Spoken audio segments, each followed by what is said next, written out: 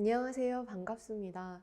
저는 뮤지션이자 작가, 그리고 제주에서 작은 책방을 운영하고 있는 요조라고 합니다.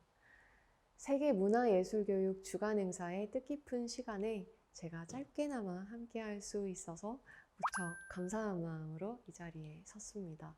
아니, 앉아있네요. 이번 행사의 주제는 사회위기 속 참여적 예술교육의 역할이라고 알고 있는데요.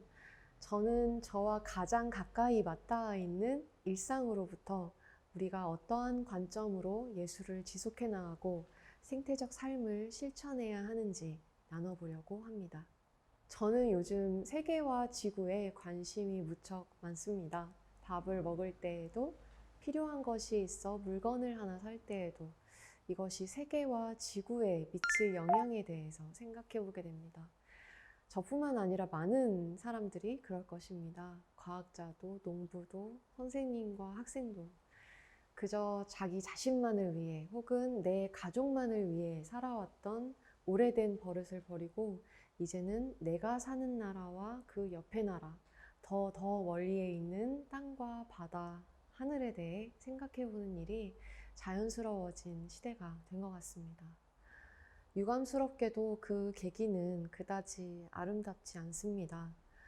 이동과 관찰이 놀랍도록 빨라진 세상 속에서 서로 간의 연결감과 일체감을 더 크게 실감하면서 소위 지구촌 안에서 모두가 이웃과도 같다는 그런 훈훈한 마음으로 인한 변화라면 참 좋았을 텐데요. 아쉽게도 우리들의 변화를 불러온 것은 기상이변과 코로나를 비롯 우리가 살고 있는 이 행성이 더 이상 안전하지 않다는 위기감입니다. 어떠신가요? 옛날처럼 물과 전기를 고민 없이 펑펑 쓰고 대기 오염이니 남극과 북극의 얼음이니 하는 것들을 신경 쓰지 않아도 좋았던 옛날이 그리우신가요? 저는 그립습니다. 솔직히 귀찮고 힘들기 때문입니다. 온실가스의 주범, 환경오염의 주범인 공장식 축산에 반대하며 그 좋아하는 고기를 먹지 않는 삶이 힘듭니다. 일회용품이라서, 플라스틱이라서, 친환경 제품이 아니라서 뭐 하나 살 때마다 신경 써야 할 게 많은 저의 소비 생활도 피곤합니다. 뿐만 아니라 쓰고 나면 일일이 분리하고 또 모아야 하는 분리배출이, 또 탄소 배출을, 에너지를 아끼기 위해서 보일러, 물, 전기를 쓰는 일에 꼼꼼해져야 하는 그 수고로움도 지긋지긋합니다. 그냥 고민 없이 고기를 마음껏 먹고 일회용품도 펑펑 쓰고 고민 없이 팍팍 버리면서 살았던 때가 저는 그립습니다. 그러나 이제 그럴 수 없는 세상이 되었습니다. 어쩌면 우리는 처음부터 그래서는 안 되는 것이었는지도 모르겠습니다. 바야흐로 가공할 만한 절망에 사로잡힌 시대가 아닐까 하는 생각마저 듭니다. 이런 시대 속에서 예술은 무엇을 할 수 있을까요? 저는 얼마 전 한 전시를 통해 또 다른 가공할 만한 절망의 시대를 살짝 엿보고 왔습니다. 소위 암흑의 시대, 절망의 시대라고 하는 1930, 40년대 일제강점기 시대 속의 한국 예술을 만나보았는데요. 전쟁이라는 혼돈 가운데에서도 예술의 가치를 믿었던 예술가들은 그들의 일을 멈추지 않았습니다. 어떻게 그런 시절에 예술이 가능했는가 라는 질문은 잘못되었다고, 그 시절 예술이 있었기에 그때의 절망은 구원받을 수 있었다고 그 전시의 기획자이신 김인혜 선생님께서 말씀하신 것이 기억에 오래 남습니다.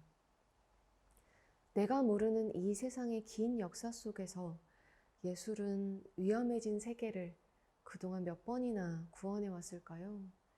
이번에도 예술은 세상을 구원할 수 있을까요?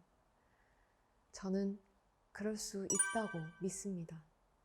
하지만 혼자서만 멋있는 그런 동떨어진 거창한 예술이 아니라 우리 사회가 겪고 있는 위기를 외면하지 않고 기꺼이 힘든 일을 무릅쓰며 나와 우리에게 주어진 일상의 과제를 하나씩 해나가는 그런 용기와 책임의 예술이 필요합니다. 예술가는 특별한 직업이 아닙니다. 다른 여타 직업들과 마찬가지로 예술가 역시 노동하는 사람입니다. 따라서 예술가에게도 돈과 복지가 필수적이며 동시에 사회 구성원의 일부로서 세상의 모든 일에 함께 책임을 지는 존재가 되어야 할 것입니다. 그런 점에서 예술의 활동에 있어서도 그리고 예술가로 살아가는 일에 있어서도 이제 기후위기와 지구 환경에 대한 고민은 반드시 함께 해나가야 하는 결코 가볍지 않은 과제입니다. 저 역시 이 고민에서 늘 쩔쩔매고 있는 중이기도 합니다. 그럼 지금부터는 제가 일상에서 실천하고 있는 것들을 나눠볼까 합니다. 제가 개인적으로 해오고 있는 일들은 그다지 특별한 것들은 아닙니다. 환경과 지구를 생각하는 사람이라면 누구나 하고 있는 일이 아닐까 생각할 만큼 아주 기본적인 실천인데요.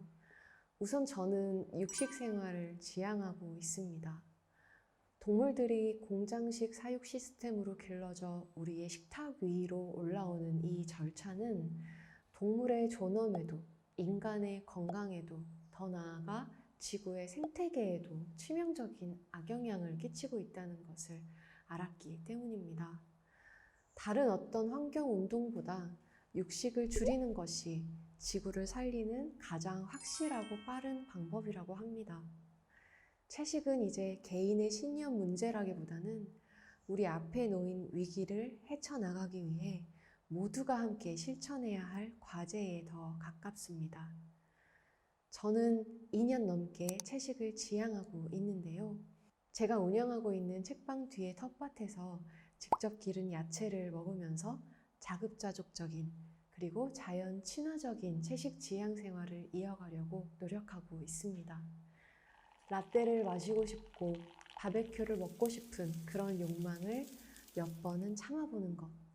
완벽하지 않더라도 그저 내가 평소에 먹던 것에서 육식을 조금씩 빼나가는 것.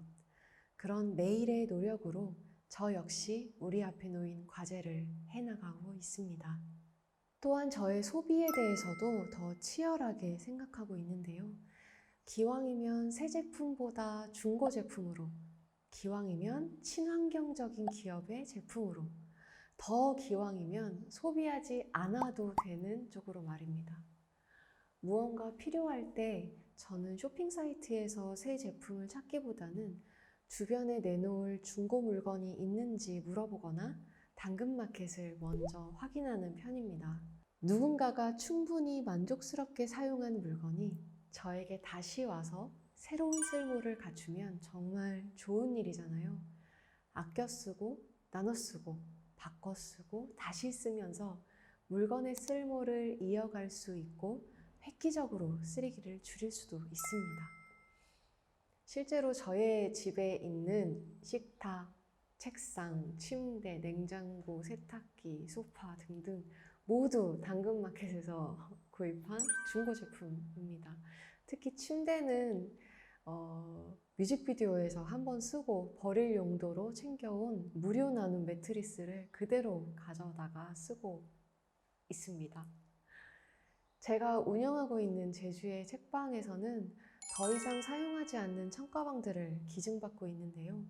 그것으로 책방에서 책을 구입해 주신 분들에게 다시 담아드리는 용도로 재활용하고 있습니다.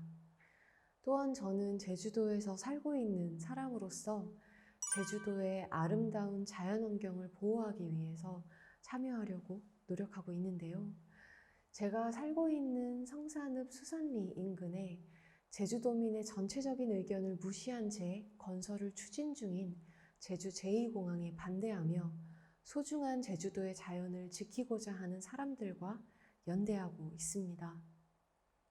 미래를 내다보지 못하고 현재의 욕심으로 그 자연을 너무 쉽게 망쳐버리는 모습이 너무 안타까웠습니다.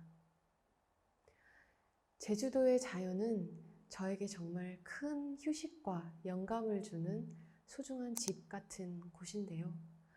우리가 이 소중한 집을 우리의 손으로 망치지 않기를 바라며 그 마음을 행동으로 직접 옮기려고 노력하고 있습니다. 함께 살아가고 있는 또 다른 생명들을 의식하는 생활을 하면서 저는 점점 타인으로, 타지로 저의 사유의 지평을 늘리려고 노력하고 있는데요. 그러다가 다시 예술이라는 직업을 가지고 나 자신으로 돌아올 때 저는 이전보다 훨씬 넓어진, 그리고 훨씬 북적이고 또 훨씬 골치 아파지는 제 마음을 봅니다. 생각할 거리가 점점 많아지는 예술가의 내면이야말로 감사한 일이 아닌가라고 생각하고 있습니다. 이렇게 사소하고 일상적인 저의 경험을 나누는 이유는 이런 작은 발걸음들이 위기 속에서도 절망하지 않고 조금씩 앞으로 나아가는 희망이 되리라고 믿기 때문입니다. 오늘날 그 어느 것보다 값지고 아름다운 예술은 우리가 살면서 이 지구에서 누리는 자연일 것입니다. 하늘과 땅, 공기와 바다, 우리가 먹고 마시는 물과 과일, 식물이 모두 다 예술입니다. 우리는 예술을 사랑하는 마음이 특출나게 비대한 사람들이지요. 이제 그 마음에 책임을 지는 예술을 시작할 때입니다. 감사합니다.